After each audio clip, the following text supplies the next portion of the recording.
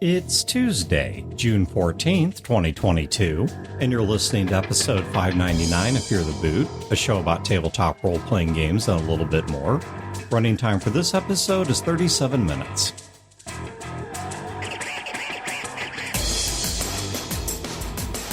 Welcome to Fear the Boot. My name is Dan. This is Wayne. This is Mary. I'm Brodeur. So, who are you and what's your gaming history? Well, I don't know how to answer that. I know that gaming history is easier. I didn't get into it as young as I would have liked to because I didn't have friends. But since about 3.5 hit, the changeover from 3.0 to 3.5 is when I started gaming. And I've been doing it since. I'll give you at least a little bit of gaming history on Mary. She ran the game where I played a Waymick. That is true. That is true. We've heard a lot about that game. It was fun. It was beautiful. It was beautiful. It was perfect. I played a Waymick. The only thing that would have been better is if I was playing a Knoll riding a Waymick and I was playing both characters. And they both had shoes. Yes. So to put this in context, you've been gaming for 20-odd years. Yeah, with a lot of varied systems and games in the mix there. Because for a while I had one of those groups that was always the new shiny. So it was whatever the new system came out, we were playing that. You've been gaming longer than I have. I was my late 20s before I started gaming. Yeah. So I have not quite reached the 20-year mark. I'm at about 15. All right, so announcement-wise, Fear of the Con still coming up here. We're getting close. Get your games out there. Get signed up for games. Get your stuff ready to go. Once again, fearthecon.com. Yes, Brodeur, why are you gesturing at me? I'm going to run 2 games because I'm going to run my backer game. Also going to run a Savage Worlds game. It's a love letter to the combat rules for the new edition. And it's going to be just this gory, ugly, ammo flying, guts just showering over the face bloodbath. I can't wait. You know what I'm terrified to ask is where this is going to be set. In the future, Dan. It's a science fiction game. It's an actual bug hunt, like a Space Hulk. Really? Okay. Aliens. Yeah, it is guns, guns, guns, guns, guts, blood, chainswords. I can't wait. Yeah, my concern there was this was going to be set in some contemporary event or something. I was thinking New York with all those bikers, because we know how he feels about bicyclers. Yes. Oh, my God. So, I want to make a superhero, right? In my right hand is a paintball gun, but it's got those police issue pepper spray balls that are very, very painful. My left hand is like Captain America, a shield, but my shield is made of a car door with a polycarbonate window, right? So that it won't break. And so I get to bash bicyclists with my car door, but also at great distance shoot them with a very painful paintball gun that also covers them in a cloud of, pepper and very, hot, burny to the eyes and lungs. Did you watch the 2 seasons of Happy? Oh my God, I love that Happy. show. Right? Yes. Oh my God. It was amazing. When I was watching Happy, Smoothie. because I think it's in the first episode of season 2 where he's having this fantasy of himself with a chainsaw arm or what it was.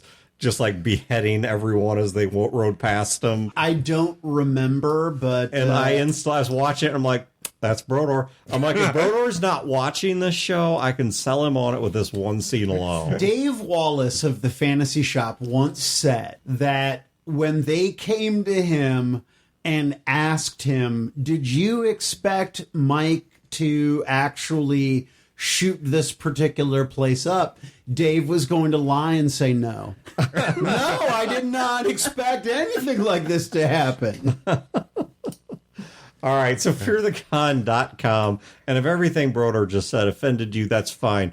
There's lots of games run by lots of people, including, once again, we're looking for some child-friendly games. I will be running one where you won't be beheading bicycles, I assume. I mean, this is what the kids want to do. In which case, I don't know. Hey, never put it past the kids. Yeah. It's true. The children are the future. And if the children want to decapitate bicyclists, I'm on board. I tell you, okay, so brief aside, before we get down to the main topic today, there is something that I have been debating. if I want to do this episode or not. Because playing in this West Marches game I'm in right now, where there are children GMing, I have been shocked to see how very different their lines are, like what's acceptable to them as opposed to what's acceptable to an adult. And there are topics they will get into and things they will deal with that I think most adults would shy away from. And I am so hesitant to do this episode because I'm afraid people would take it wildly out of context or misunderstand what I'm trying to communicate and think this was me encouraging this or something like that. Yeah, I have run for children and been taken aback by the level of violence they bring. Well, and I'll just give one example, and then we're going to roll into the topic because I don't want to really derail this. But one of the things that I had to adapt to fairly quickly was, to us, children are this completely separate ontological other. We put them in a particular category, right? When something happens, a plane crash, for example, they always even say 153 people died, 24 of which were children. All right, so do what you will with that information, but you guys know what I'm talking about. This is how this stuff gets reported. We treat, in most of our role-playing games, I dare say all of our role-playing games, that one of the givens that we don't even need to discuss is that violence against children is not on the table. That's not going to be something we deal with in the game. For them, they don't care. To them, it's their peers. It's not some other. It's them. And so I had to adapt to that because I was playing under a child dungeon master and stuff started happening. And I'm like, whoa. You know, my internal rules are you don't do this. If a kid is running at you with a knife, you're supposed to find some other way to solve the problem. Nope. Smack that little fucker. But I don't know. Once again, I don't want to get too much into that because I think people are going to misunderstand my perplexedness. They're going to misunderstand my vexation as somehow endorsing it. I think that being misunderstood is the nature of the podcast, though. And I don't mean this podcast. I mean, in general, I think sometimes we're misunderstood or people, you know, maybe they don't, I don't know, maybe what we think is taken out of context. So what we're going to talk about today is there was a post on our Patreon by a gentleman who, I assume it's a gentleman, I don't know for sure, but someone who's posting under the name Leif. And I'm assuming they're using the traditional Leif if you want the more American pronunciation or anglicized pronunciation of the name. But they post it in response to our episode on vertical creativity. All right. So for anyone who missed it, if you go back just a few shows, we did a two-parter, one on vertical creativity or going deeper into an idea, and one about horizontal creativity, about playing a diversity of ideas, even if the diversity of ideas were not otherwise as deep. And we talked about that at length, and I'm not going to retread those because you can go back and listen to those. But when Leif heard the episode on vertical creativity, one of the points that we made, I think multiple times in that show, was that a vertical creativity does allow the game master to have more control over what the players are playing and to better drill down on exploring certain subjects and themes. Which was one of the reasons we did the follow-up. Yes. Because horizontal creativity gives way more control to the players. Right. And so we took intentionally opposing views and we argued with ourselves, once again, by design, between those two episodes. But what Leif posted in response to that one, and I'm not going to read this whole thing because it's a fairly in-depth post, but I'll read at least a little of it. He says, I think the idea that, quote, if the GM tells us he wants us to play some type of game, we would play that kind of game because she is doing all the work, end quote, is flawed. In my opinion, the main strength of RPGs is that they are shared imagining / story. If the GM is simply telling a story and the rest of the players are only there for the ride, we are not playing to the strengths of the medium. And I'm going to skip down a few lines. The key is collaborative storytelling.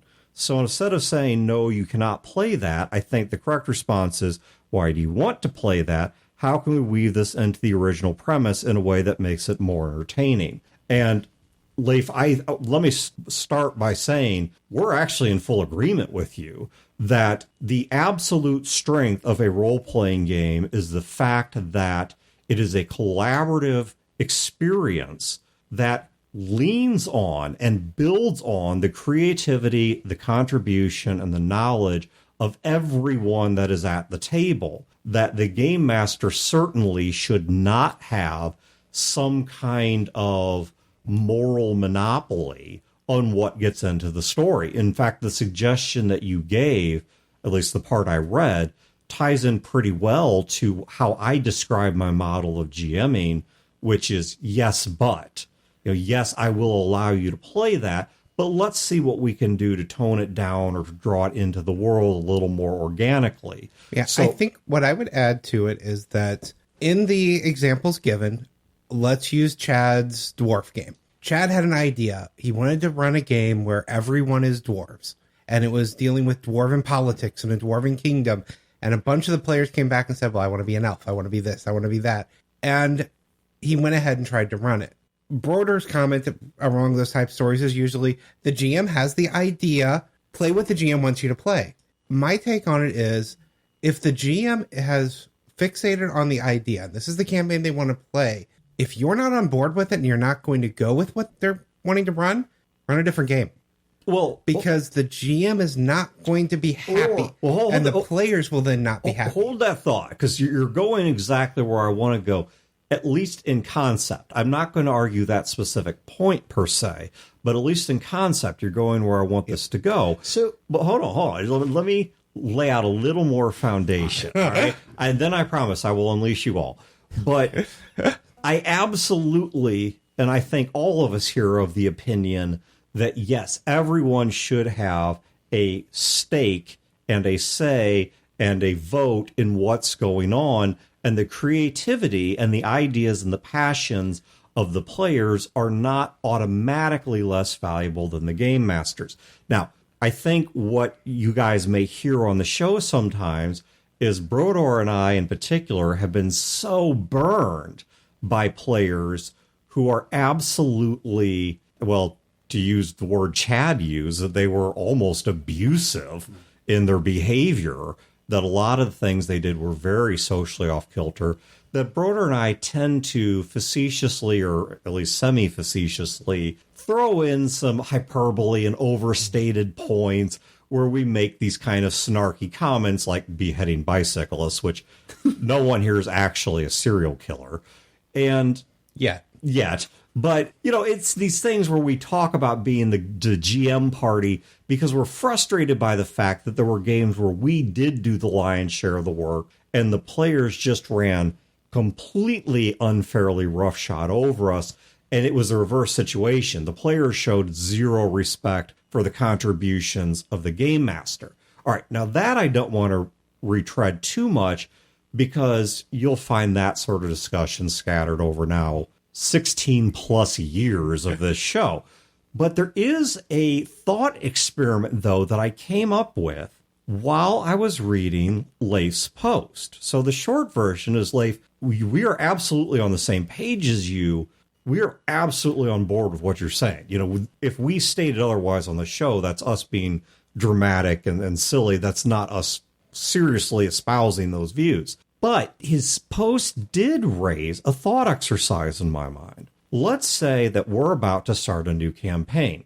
And I put on the table, and everybody puts on the table, their ideas for a campaign. Who's going to GM it? What setting? What system? What general concept? What we're playing? And when we get down, we do our rounds of voting, and we get down to the final two ideas. Everybody at the table likes both ideas, but the GM prefers one idea just a little bit, okay? So we're not talking the players hate it, the GM loves it, or the GM hates it, the players love it.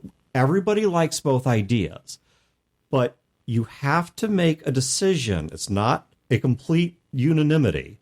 The GM slightly prefers one idea, and the players slightly prefer the other idea. So we're talking about 100% on board versus 99%, 95% on board. Who wins the tie?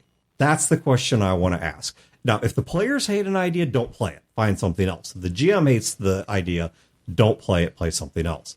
But if you have to pick which wins here, I'll start with a simple bifurcation of the issue that we can nuance as we talk about it. Does the number of players represent a collective enjoyment that ought to win, or does the GM doing the lion's share of the work mean they ought to win? There's many ways you could approach this, but who wins and why? You're going to hate my answer.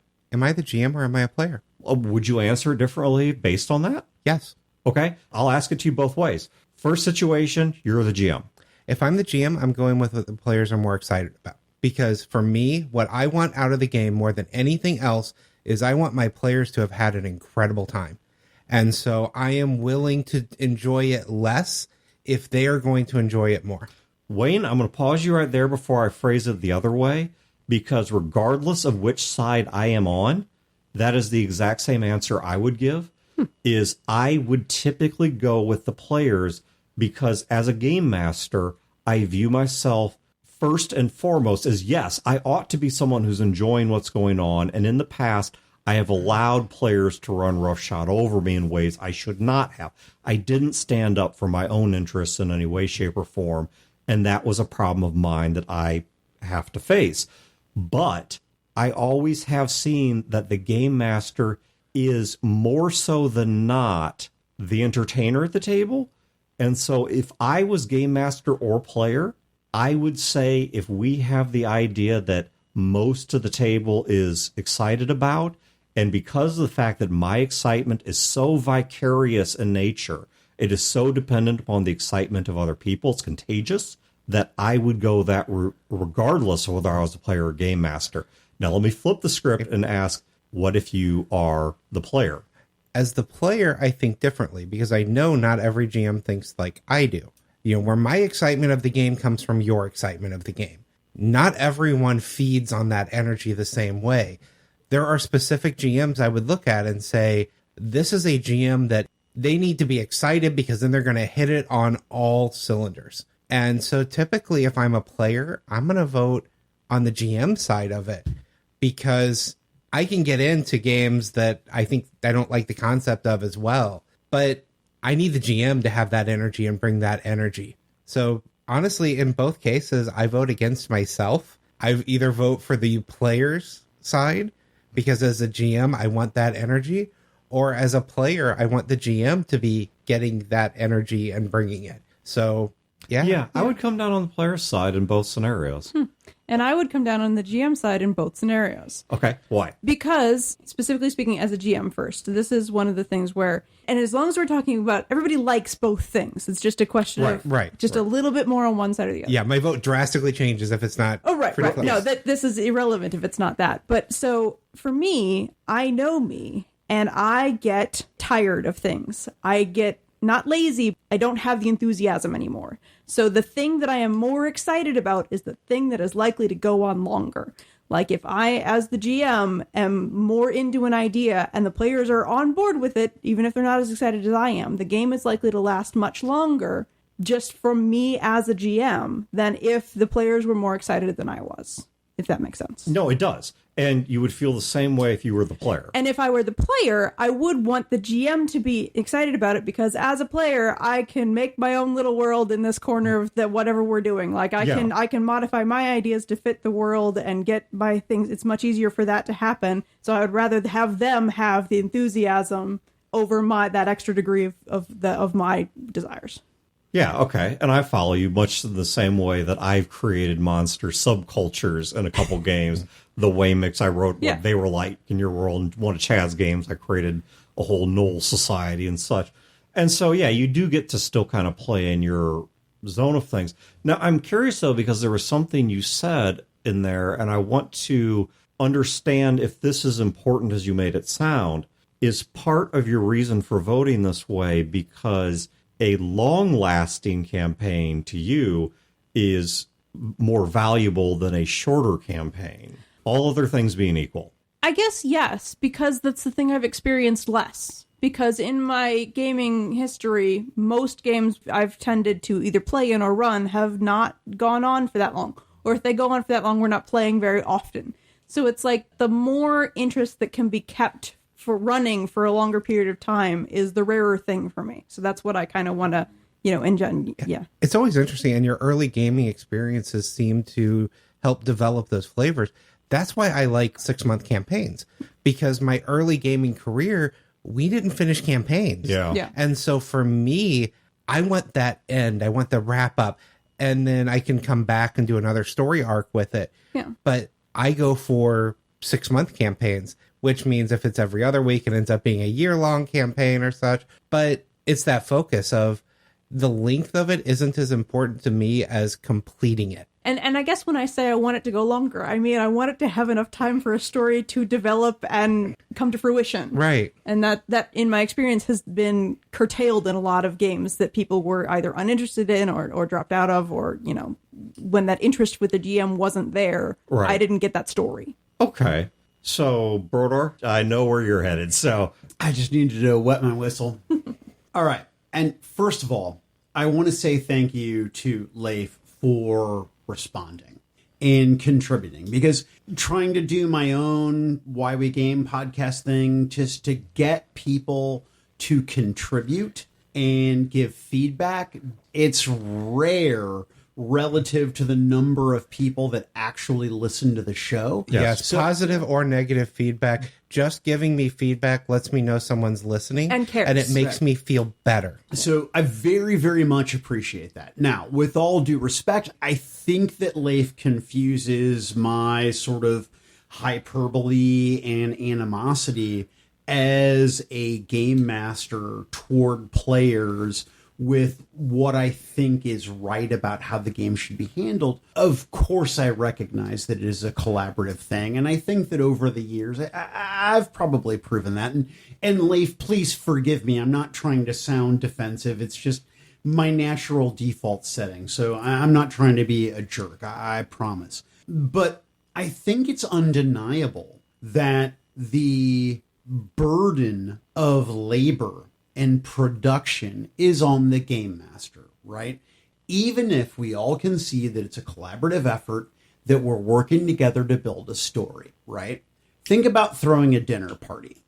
I just asked you to bring the cheese plate. That's all you got to do. Now, when you show up and the cheese plate is just Swiss and some cherries, and I'm like, why do you have cherries on it? Like, I invited all these people. I got all this beer. I got all this wine. I got jugglers. But there's cherries. There's something I could eat. I got everybody else to show up, and you brought me some bullshit Swiss cheese and cherries. Can you just change it to maraschino cherries? Because then I'd be on board. Because like if somebody brought me a plate of Swiss cheese and like regular cherries, right. I can't be upset about this. My point is except get rid of all that cheese. Our effort in this endeavor is not equal. Right. It isn't. And anybody that thinks that it is Chad. So but with that said, honestly, I always want my partner to be happier, right? Like I am a woman fucking some dude when we game. I'm probably not going to come. In fact, when I talk to my friends afterward, the first question they're going to ask me is that, oh my God, did you come? But as long as my players came, I'm cool, right? Like you guys had a good time. Maybe I walked right up to the line. Maybe I got some edging in. I don't know.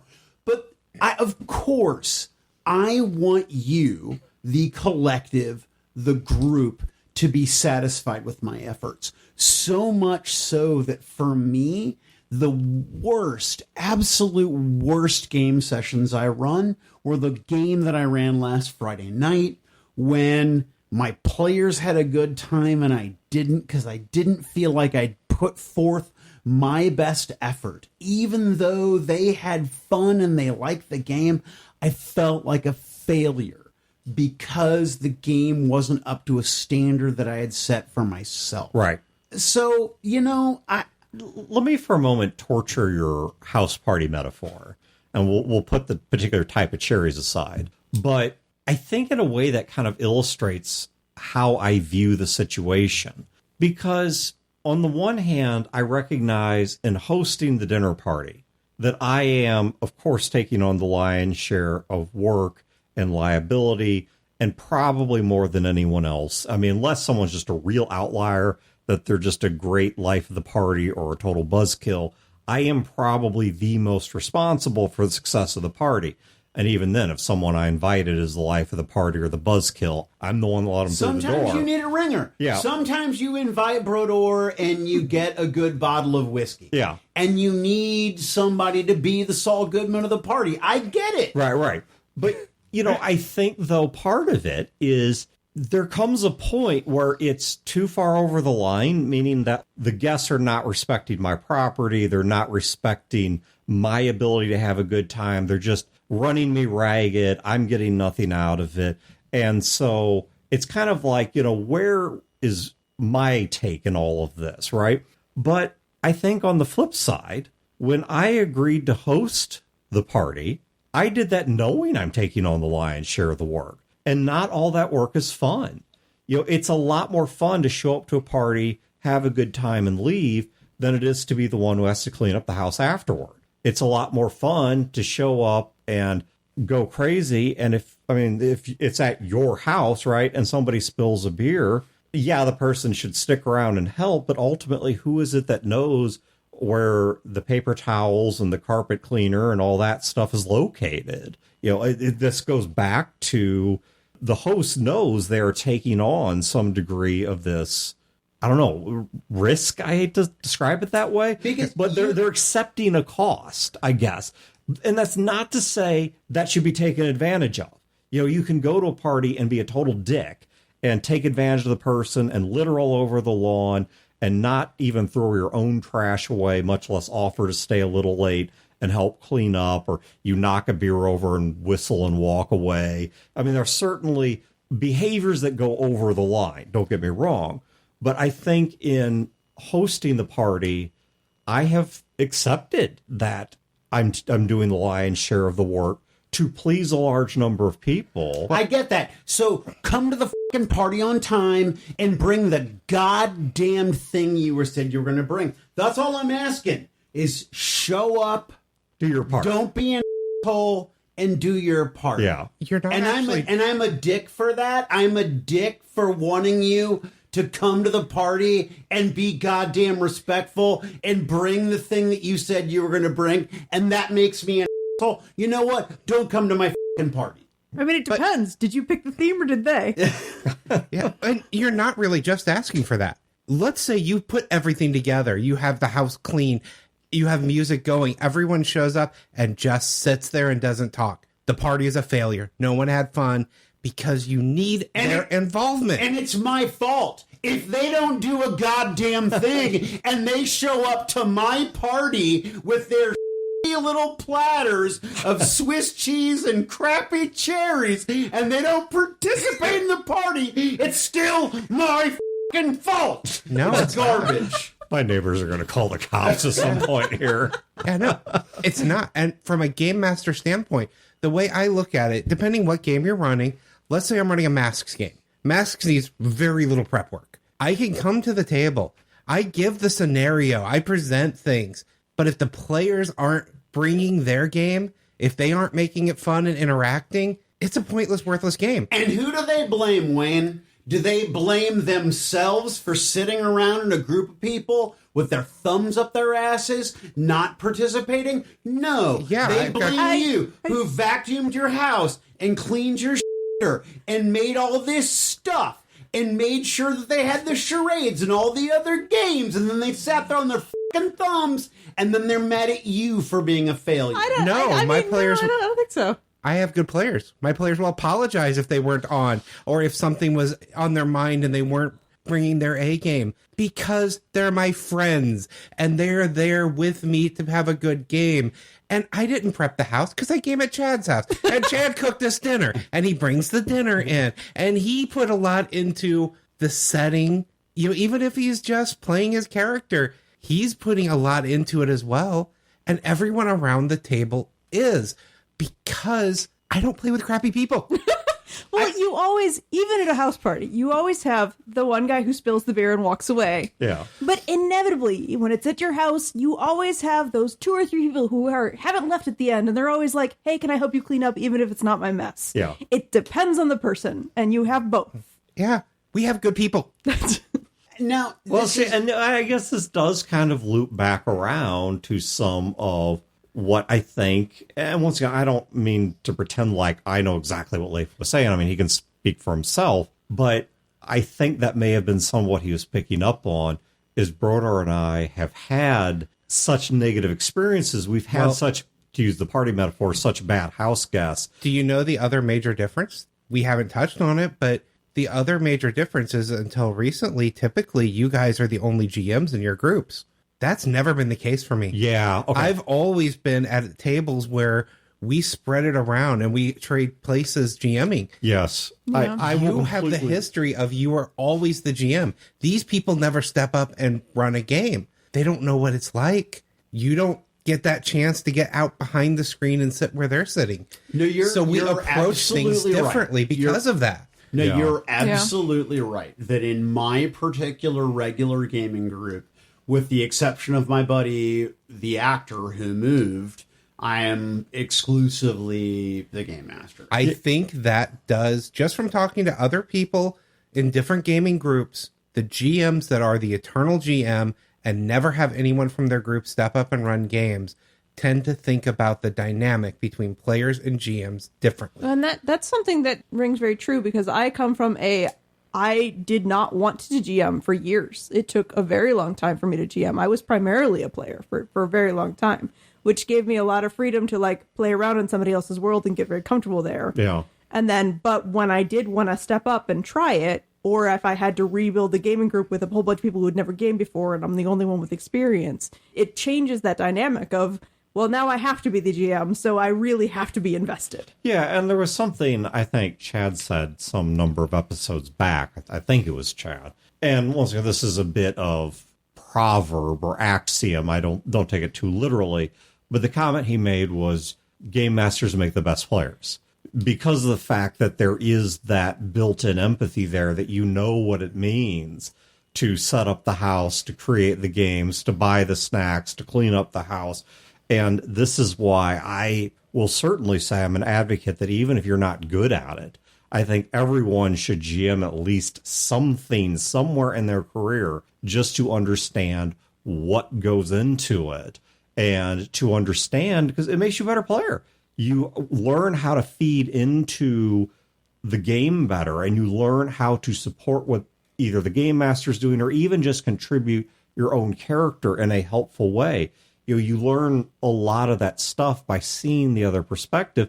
And I would say that the same thing's true in reverse. It's just not a very common scenario that I think game masters need to be players, because of the fact that that gives you a different perspective of, wow, it's really not fun to constantly be told, no, you don't get to do that. No, you don't get to build that. No, you don't get to collaborate or contribute. It's just the situation where someone is only a GM and has never played is far, far, far less common than someone who has only played and never GM'd. Yeah, I think groups that regularly trade the GMs in and out think about gaming differently, just because each one knows, okay, for this game I'm a player, the next game I could be the GM. And it's not that same dynamic. You feel, I hate to use the term peer, but you feel more like everyone around you is a peer. They're in the same boat as you. And in reality, we're all in the same boat, playing the game, working together. But I think it builds a stronger GM camaraderie with your other players if they've been your GM and you've been their GM. You just think about things differently. Cool. I think that's where we're going to wrap this one up. Once again, check the show notes. Probably not a whole lot in there this time around, just a link to Fear the Con. but I hate to say just a link to Fear the Con. It's like saying just gold bullion. No. If you're going to come to town early, you should text me. It's 314-482-7088. If you're going to come to town early, let me know. Is that actually your phone number? That is my actual phone number. Because I was going to say, because if you're just pranking somebody, I have to legally edit that out. No, that is my actual phone number. If people are coming to town and they want to get together on Wednesday or Thursday, I am on f***ing board. Okay. Yeah, and I think there is some stuff people are looking at. And I also did set up, so I am off not the entire week before Fear the Con, but I'm off, I think, Wednesday and Thursday, I think, or maybe Tuesday, Wednesday, Thursday. I'd have to check my schedule. But I did take off a part of that week. So I also do intend to participate in any pre-con stuff. And I'm not going to get my phone number on air, but I will at least give it to a few select people so they know how to reach me. Or, of course, I'm easy to find on Discord. I just plan on freaking out that I forgot something until the con's over, and then I can finally relax again. Yeah, no, I feel you. I am excited about the whirlwind. I'm excited about seeing other booters. I'm excited about the games I signed up for.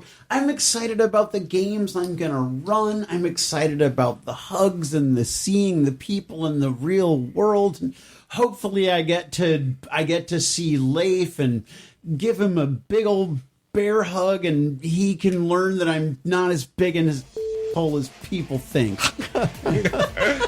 That's adorable. As for the rest of you guys, have a great week and great games, and we will catch you next time. This has been a production of Fear the Boot, copyright 2022. Listeners are free to use this episode in a non-commercial endeavor, so long as credit is provided to feartheboot.com. You can find previous episodes and other resources at feartheboot.com. If you wish to support this show and its related endeavors, you can do so at patreon.com/feartheboot.